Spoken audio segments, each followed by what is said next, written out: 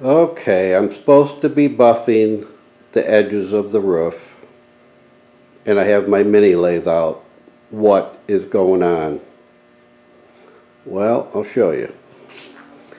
I went and ordered this kit, the small buffing wheel kit, and originally I was going to try to get a little roll lock set to use on my little angle grinder, but then I started thinking about that.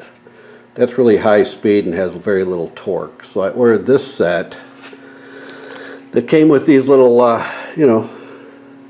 mandrel things, adapters. But you can see they didn't fit my 1/4-inch drill. This is a high-speed old 1/4-inch drill. I've used this thing for about everything except drilling holes. It's really high speed, so I've used it for sanding. Before I had my angle grinder, I had an adapter and I was using this to sand with way back when. So, of course, it didn't fit. So I had to chuck these up in the little Craftsman mini lathe this morning and cut those down a few thousand so they would fit in there. Of course, this is got this on Amazon, but of course, made in China. And they didn't tell me what the color codes of any of the little buffers are, so I kind of went by feel. They all feel about the same, so I'm really not sure what the difference is. But anyway, I chose the orange ones, and we're starting to do this edge here. I don't know if you can see it. I stopped right there. And I've done most of this here, and it's looking pretty good. I just did a quickie to see how it's going to work, but it's looking real good. So I'm going to try to finish that up so I can get all this plastic off of this thing. But that's why I had the lathe out. I had a very humbling experience. I was all excited Saturday, and I finished the buffing with the small drill. And then right here, there's a tiny little spot that didn't look right. So of course, instead of leaving it alone, which I probably should have, I thought, you know what, I think I didn't quite get that clear coat sanded very much. So I got down in there with my 1000 grit and my small little rubber pad, and I proceeded to go right down to the primer. So, you know what happens when you do that. I didn't film it because there'd been a lot of bleeping and stuff.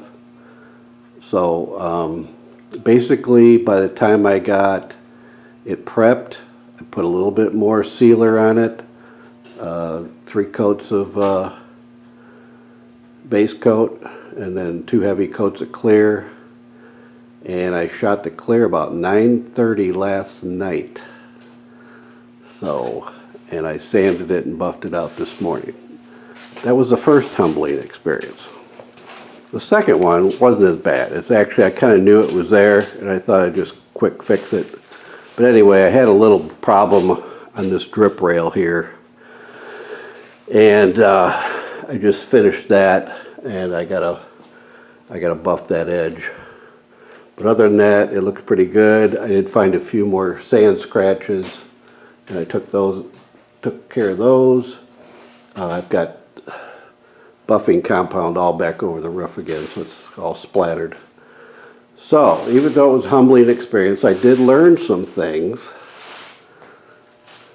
I'm going to paint a lot better when I do the rest of the car. I don't know how I'm going to do it, but I'm going to do a lot better job painting. If I have to change the paint, the thinner, the harder, whatever it takes, I need it to lay down a little better. And the second thing is, I did learn if you screw it up, it is fixable.